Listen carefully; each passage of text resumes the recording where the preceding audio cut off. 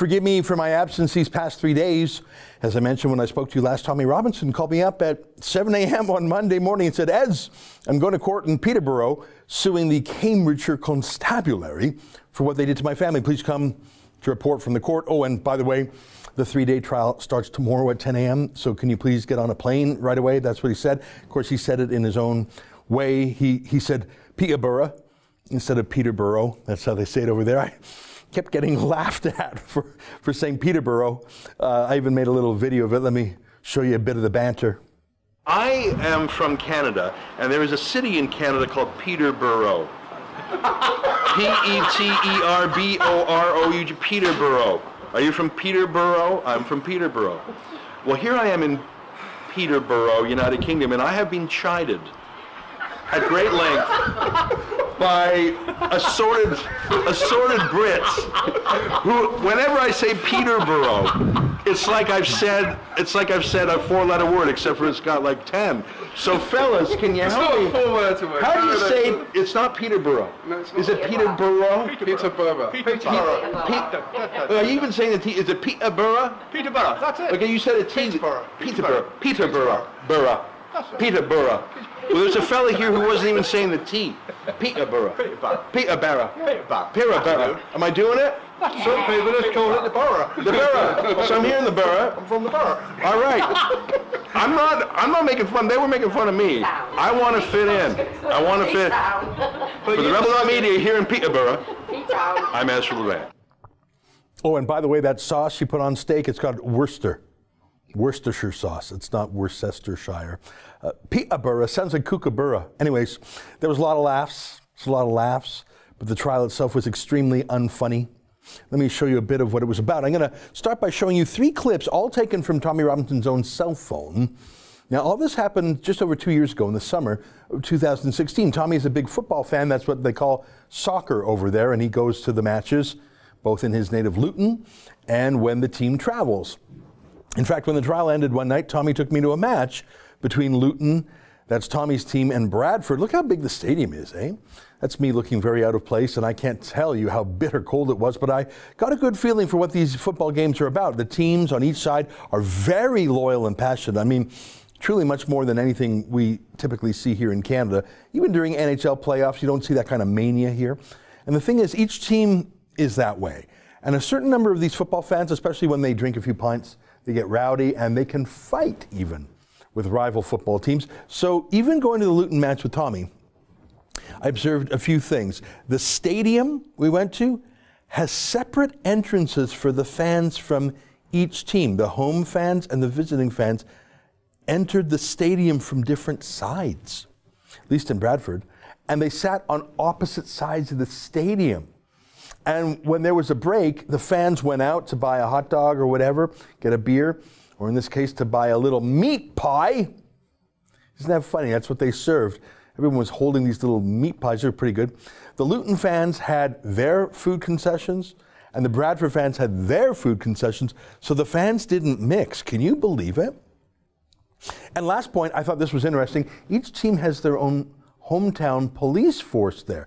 So I just took this from where I was sitting. For example, I was at the Luton versus Bradford match in Bradford. So obviously the police from Bradford would be there, but you see that there was a special football police squad in each city that travels to games on the road with each team. So there in Bradford, the Luton police had sent their own football cops to Bradford to help keep order. They call them football spotters, since they go to literally every game and they get to know all the fans by name and face, and so they know who might cause trouble, and they have a long-standing rapport with the fans, good and bad. I took a picture of the Luton police in Bradford, and all the fans knew those police, because it's the same cops at every game, and the police knew all the fans. It's an interesting approach to policing. I tell you that by way of background, because my little experience at the freezing cold Luton match in Bradford, and Luton won, by the way, it was useful. It wasn't just fun. Because back in 2016, in the case in question, in the lawsuit, I went over there to cover for Tommy. Tommy, he's a Luton fan. He had traveled up to Cambridge to watch Luton play Cambridge. Tommy went up there with a friend, and they each brought their kids. Tommy has 3 young kids, and they made a family day out of it. They went to some kids' festival in the city, then they went to the stadium to watch the match, and then they went to a pub And remember, a pub or a public house, as they're formally called in the UK, they're not really like our Canadian or American bars that are adults only. Yeah, they got a bar, but it's not like a nightclub or something. These pubs obviously do serve beer, and these are pictures those were pictures we were showing from the actual pub Tommy went to. They're really a place for families, eating lunches, socializing with other families. It's quite a fun custom. It's different from what we do here in Canada. Families hang out there for hours. It's not a fast food place. They go there, they take their time. The opposite of fast food, really, and they have something to eat, sure, and they watch a match on TV, and they mill around, and they catch up with other families. It's a pretty fun tradition. Sometimes these pubs have hotel rooms upstairs, like half a dozen rooms or something. When I visited Tommy right after he got out of prison, you'll recall that's where I met him. You can see that pub life, people just hanging around. People hang out there all day.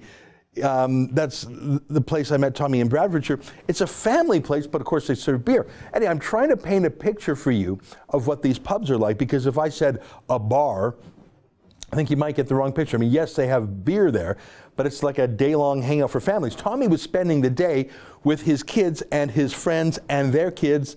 And like I say, they stay in these pubs for hours, and the kids all hang out with each other, and they play with each other. And every parent sort of keeps an eye out for every kid. I've seen it at that pub in Bedfordshire that I just shown you, the one I've been with Tommy a few times. And the kids get bored, and they run around a bit, but maybe they play outside a bit if there's a park. But they're all together. It's a real weekend kind of thing to do. Anyway, that's my brief experience in the UK. I tell you all this because on that fateful day 2.5 years ago, Tommy was at a pub in Cambridge with his kids, and he was in full family mode. No drinking. I know that to be the case. Tommy doesn't touch a drop of alcohol when he's with his family. And he hadn't had anything to drink all day. It was a kid's day. And I say that to distinguish him from stereotypical football hooligans who are a factor in British football. But Tommy isn't that way. At the Bradford game I went to with him, he just watches the game, he cheers, he sings some of their chants, and he talks with everyone, and they all seem to know each other, and all the fans know each other, and they know the police. It's quite a thing. I don't think we have that in Canada, that communal feeling. NHL fans don't have the same camaraderie. They don't travel to see every single away game of their home team in communal buses with the same police riding along, really. We don't have that here. It's quite interesting to a Canuck like me. Anyways, on that fateful day in 2016, Tommy took his kids to the match. Then afterwards they went to the pub, where Tommy watched another match on TV, a team called Manchester United. You probably heard of them. And then the police came in, and they came up to Tommy and said, "Leave the pub now or you'll get arrested." Now, it was 6:30 p.m. The match on TV with Manchester United was going to end in half an hour anyways.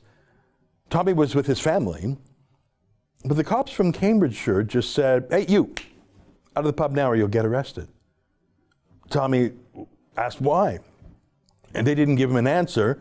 He asked again. They responded that if he kept asking, they'd arrest him right there by serving him a form called a Section 35 dispersal notice. That's a fancy way of saying being arrested for antisocial behavior. That's a thing in the UK. Tommy engaged with the police, and he recorded it on his cell phone, and for good reason, as I'll tell you later. Here, watch about 2 minutes of the interaction with the cops. This is from Tommy's cell phone that was later uploaded to YouTube. There are some notes on this video written, I think, by one of Tommy's friends, Brian. So take a look for a second.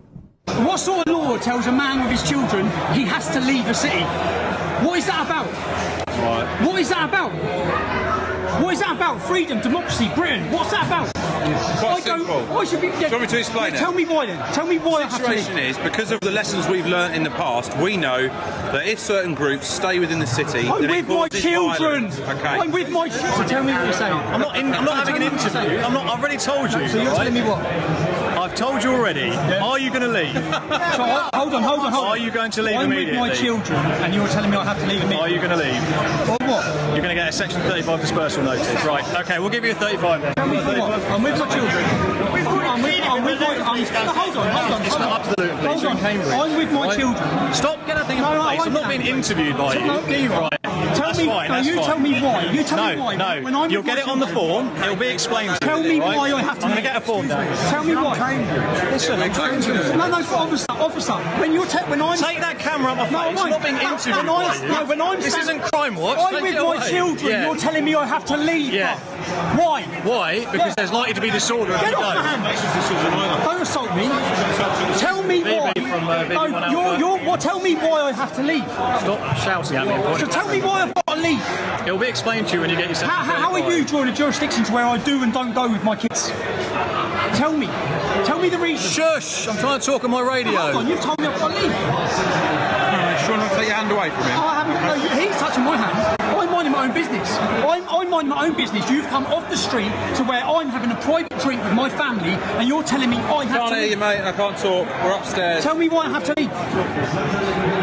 Mate, you know this is ridiculous, yeah? You're from Luton. You know this is ridiculous. Tell me why I have to leave. At the end of the day, the boss has authorised Section 35. But we've already cleared it. Why? And we're allowed to stay. You haven't cleared it with the boss, have you? You haven't cleared it with the boss, have you?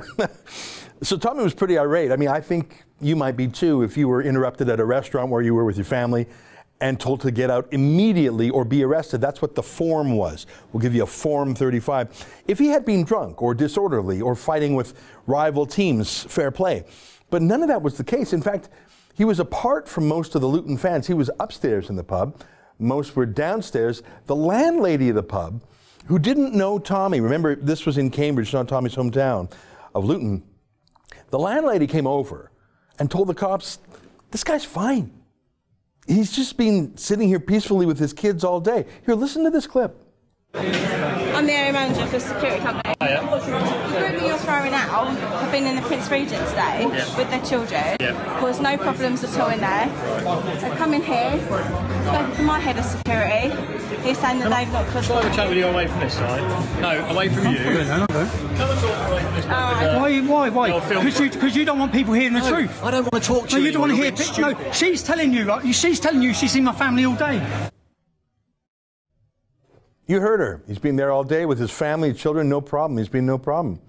You'd think that would be the end of it. I mean, this landlady had no stake in this other than she wants an orderly restaurant, safe. And sure, she wants her paying customers. So you'd think if Tommy had been in the slightest way a problem, the landlady would say, oh, thank God, officer, you're here.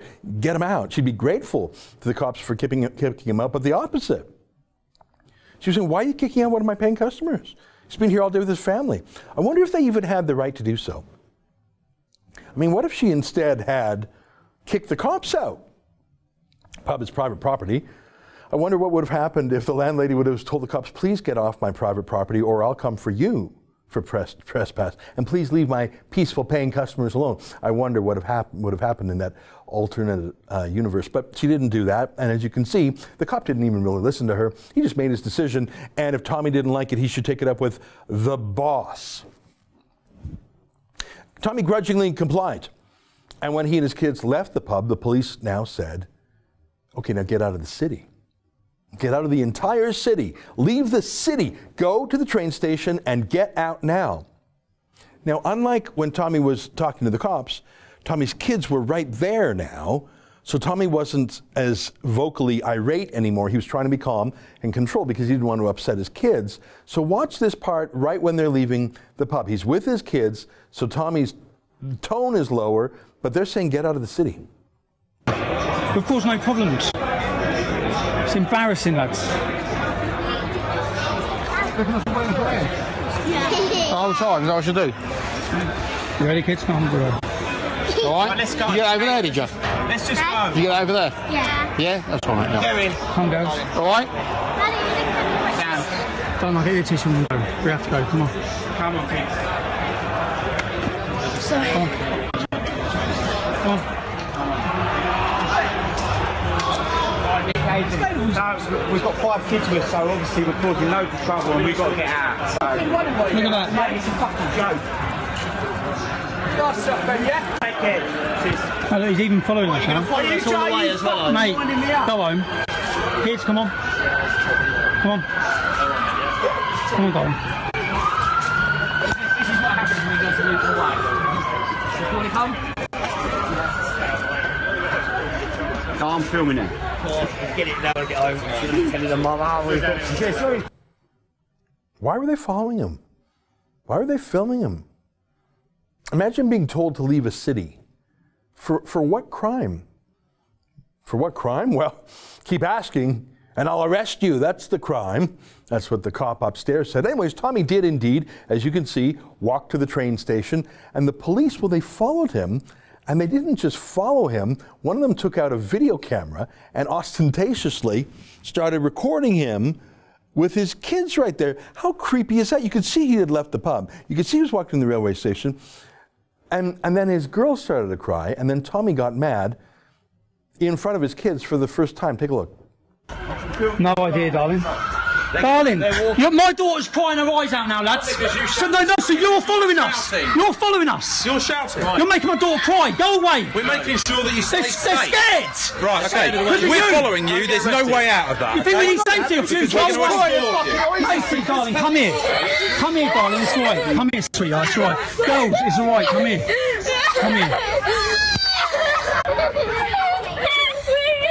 Come here. Come here, sweetheart. Come here. Girls, come here.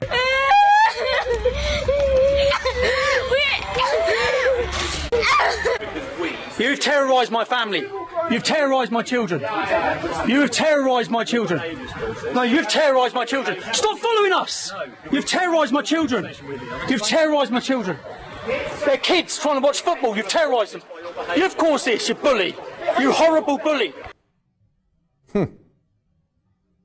So those are the facts, at least the evidence. Funny thing, that police videographer, surprise, he deleted his own videotape, even though he testified in court that he was the official evidence gatherer. That's weird. That video cop testified and said under oath that depending on the situation, he is obligated to keep evidence for at least 28 days, or even, he said, in some cases up to 100 years. But in this case, he felt the video was of no relevance or interest, so he just deleted it. Whoopsies. Isn't that convenient?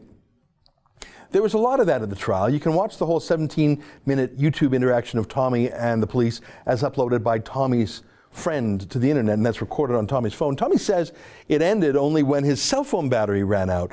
That's why he wanted to see the police video, and he wrote to them to that effect, can I see the police video? But because, for example, Tommy said that his daughter was so upset by the police following her and videotaping her that she actually started to run out into the street. And he knew that would be corroborated by the police video that captured it all, but alas, the cop thought it was irrelevant, so he deleted it. You know, I haven't practiced law in a long time, but if you delete evidence, hide something from the court, in Canada at least, there's a presumption that you were hiding something because it was embarrassing to your case. So a court takes an adverse inference from it. If you're going to play silly games like that, the court is going to assume the worst about what you refuse to show them, right?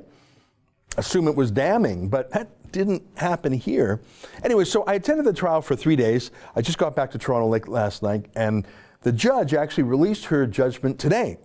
And I read about it through the website of the Cambridgeshire Live, a local newspaper. They had a young reporter, Freddie Lynn, who actually was sitting next to me the whole time during the trial. We became friendly acquaintances. So he was in court still today, and he was typing things up, and I relied on him for what happened. And I learned today that the judge, in fact, ruled against Tommy. Here's Freddie's story. Not only did the judge throw out Tommy's lawsuit, but Tommy has to pay the lawyer for the police, and apparently has to pay the police themselves. I've never heard of that before. They were being paid to attend the trial. They incurred no cost personally. But Tommy told me he doesn't just have to pay for their lawyers, but the police, a total of, if I heard him right, a total of £38,000, which is over 60,000 Canadian dollars. Now, I'm mad at the police for their obvious strong-arm tactics, kicking a guy out of a restaurant for no reason at all. I'm mad at the judge for accepting it. I'm mad at the judge for what she believed and what she refused to believe from the trial. For example, she specifically said that she did not believe that Tommy's kids were with him in the pub. But he said that they were. The pub's landlady, I showed you the video, said that they were. You saw a video of them with him. But here's what the judge said. I am satisfied the children were not in the public house, but on the green. The judge said they weren't in the pub, but everyone else who was there says they were. The landlady, Tommy, you saw with your own eyes.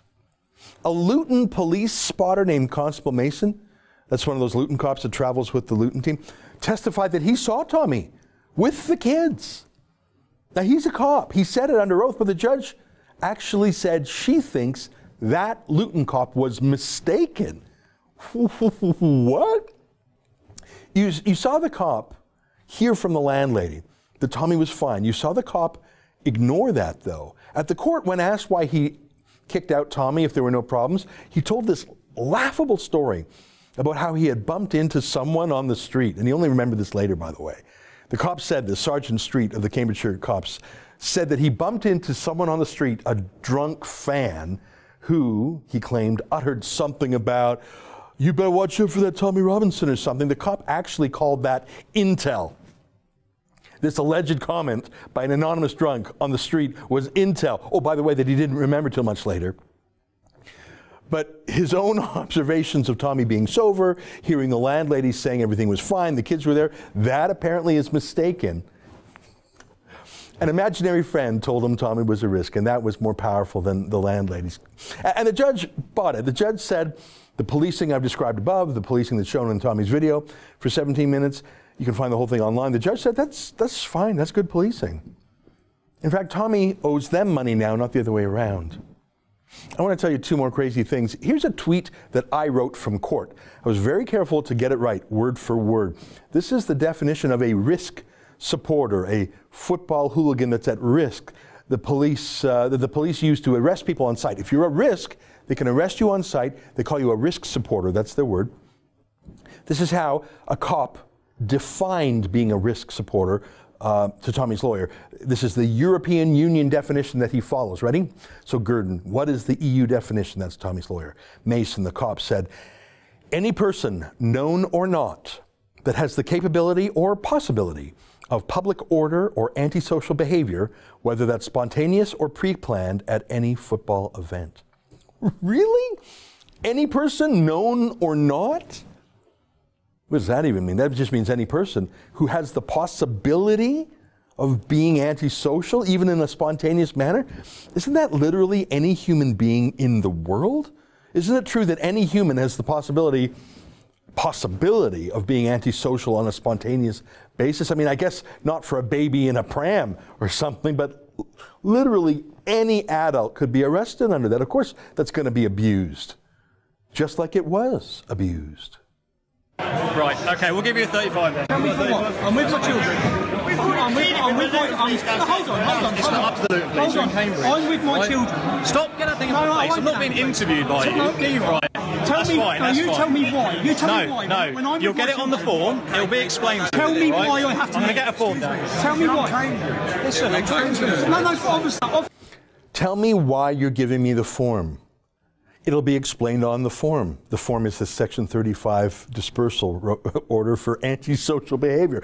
Why are you arresting me? I'll let you know when I arrest you. No, am I doing something wrong right now? I'll tell you when I arrest you. Can you tell me what I'm doing? So if you keep asking me why I'm arresting you, I'm going to arrest you. Imagine having that power. I met that cop, by the way. He's just the same in person as he is in the bar there. Imagine having that power to arrest someone because they might possibly do something in the future that's antisocial. In fact, that's actually what the judge said. She accepted the imaginary friend warning the cop about Tommy as a reason to arrest him, but she dismissed the landlady's comments by saying, look at that, look at that. Let me just quote from this, hold this for a second up. Judge Walden Smith continues, the landlady clearly intervened to say, Mr. Lennon, that's Tommy, had been fine. That is evidence that is relevant, but it's not everything. This is the judge. She's referring, the landlady is referring to how they had been, and not how he was going to be. Well, sure. The landlady said Tommy was fine all day. Okay, sure, fine. With his kids, fine. But she didn't have a crystal ball to know he would still be fine for the last hour of the game. The judge said, well, you know, he might suddenly have gone berserk. You never know. It's incredible. It's incredible. But there was one more thing that was incredible. I got into a little bit of trouble myself. I don't know if you heard. I was live tweeting from the court. In fact, my live tweets from the court over the course of 3 days, according to Twitter analytics, were cumulatively viewed 13 million times. 13 million. That is a lot of views. And you could tell that the police and the lawyers were obsessed by what I was typing. I mean, my friend Freddie from the Cambridgeshire Live was doing a good enough job, but 13 million views, that's something else, not to brag. Okay, brag a little. And so this is what happened. During a break in the court, I was standing near a cop, the one who had threatened to arrest Tommy, the one said, "Oh, mate, I'll arrest you, I'll show you why when I arrest you." And I asked him a couple questions, including if he had any regrets. I just said, "Do you have any regrets?" That's a total interaction. Maybe it was 10 seconds, maybe 15 seconds. And the cops just all went back into the court to move away from me. Okay, fair enough. But then those cops literally complained to the judge, claiming I was intimidating them. I swear to God. So, stalking Tommy and his kids, including making his young daughter cry, that's good policing. But these three big bad men asking them, "Hey guys, do you regret it?" That's intimidating the police. I kid you not, the judge said that. So the judge interrupted the trial on the first day and cautioned me to stop being so intimidating. And I said, "No problem, okay, I'll stop intimidating Cambridgeshire's finest." And I actually apologized. Now, not to the cops, of course, but I apologized to the judge for causing her a headache in her own court. So no problem, I kept tweeting. And then the cops or someone must have complained again. I don't know who did, because the judge stopped the proceedings later and ordered the entire public gallery to leave the court. The judge wasn't in the, then the judge left the court. The judge wasn't in the court at that moment, actually, but she had the clerk or the usher ask every journalist, ask all the public to leave, and then ask the remaining people, including the journalists, to show their journalism license or some sort of registration card they have over there, like a permit, really a license. The court was asking everyone to prove they were licensed to commit journalism. Licensed? Well, here in Canada, we don't require a license to do journalism. We're not like Romania, where during the Cold War, you literally had to register your typewriter with the government and get a license because they didn't want anyone typing anything that could cause trouble. That's true, look it up. So I told the court, I said, "Look, we don't have journalism permits in Canada," and they accepted that. But what was so gross, what was so sad was the speed, the glee, the pride with which the rest of the journalists in the room, including my friend Freddie, whipped out their licenses. They were so proud. "Here's my license, mate." Proud to be asked, proud to prove they were compliant and submissive. They were so proud of their licenses. "Oh, I'm licensed, bruv." Anyways, the judge came back in, raised an eyebrow about my point that we don't need licenses here in Canada. I don't know if she believed me even. And then she gave a very explicit warning to me directly that I had better stop tweeting any opinions. None at all. I couldn't question goofy things like a cop and his imaginary friend. I couldn't express an opinion at all in my tweets. Like, I was silent in the court. Obviously, I didn't say anything during the trial. She said that I couldn't say any opinions on Twitter at all. No opinions. And that her ban didn't just apply to what I said from typing in court, but if I was outside the court, like if I made a video, she said that she didn't want me to have any opinions at all on the trial until the ruling came out. I didn't want to take out any more of the court's time. So I said, "Look, I'll do my best to just be a stenographer. I didn't want to push this trial off the rails or anything. It wasn't my affair." But I guess that wasn't good enough, because after the trial ended on the second day, Wednesday, I was asked to go back into the courtroom. And it was just me then, the judge, the two clerks, the two lawyers, the clerk and the usher, and me. And we were in the courtroom, just us. And the judge told me at great length that if I kept giving my opinions, which I guess I was doing, she'd hold me in contempt of court. It wasn't a hearing. I was facing no charges. It was just her being very mad at me. And I didn't want to fight. I told her the truth. I didn't come to Peterborough to quarrel with her. It was her trial, and I didn't want to interfere with it. To be candid, I have no idea how my tweets could possibly interfere with her trial. She's the judge. There was no jury that might sneak a peek at my tweets. It's laughable that my tweets could be intimidating to these big burly cops or something. It was so weird. So I don't even know why tweeting would impact the trial. I mean, unless they're all watching my tweets, why would they do that? Now, like I said, I have tweeted hundreds of little updates. So I asked her, "Well, was there anything in particular you're mad about?" And she mentioned a couple, including this one, where I had made a self-deprecating joke. I said, "Hopefully this won't get me thrown in the dungeon." It's a little joke. It's obviously not going to derail a trial. Obviously that's not going to intimidate a police officer. Obviously that's not going to spoil the jury. There was no jury. It was a self-deprecating joke about me and my big mouth. But the judge obviously didn't even like the joke. I'm not even sure what was wrong with that tweet, but I deleted it. I took a picture of it before I deleted it. And I told her I'd delete. "Look, just tell me what you want me to delete. I'll just delete it. I don't care." Even if I disagreed with it, I said, just tell me. I mean, I fight for freedom every day. I fight in the court all the time. This just wasn't the right moment. It was Tommy's trial, not mine. It wasn't about me. I didn't go there to get in a quarrel in a foreign country. I thought I'd tell you that because that was probably the saddest part of the whole experience to me. First, that the UK has allowed itself to be governed by laws that allow police to simply arrest anyone for anything at any time for what future crimes they might possibly commit. Of course, that's going to be abused by bully cops. That was sad to me. But even sadder was the general political media culture, that to the establishment, to lawyers, politicians, the media, the courts, everyone, having unrestricted police powers is just fine. And having journalism licenses is just fine. And threatening to hold a journalist in contempt and possibly throw him, me, in prison for expressing an opinion on Twitter or a dumb joke, that's just fine. It's all just fine. Except that it isn't. Look, I like visiting the UK. I like my friend Tommy, but I sure wouldn't want to live there. And I want to do my best to make sure that we here in Canada and in the States too, don't make the same mistakes they are. By the way, one of the reasons we're fighting Rachel Notley in court so hard in Alberta is that she wants us to register our billboards with the government, like it's a Romanian typewriter, like it's a British journalist. Yeah, no, not yet. That's an excerpt from the Ezra Levant show. Every day I do a video monologue and then I interview an interesting guest and then I end by reading my hate mail. But you've got to subscribe to it, which you can do at therebel.media/shows.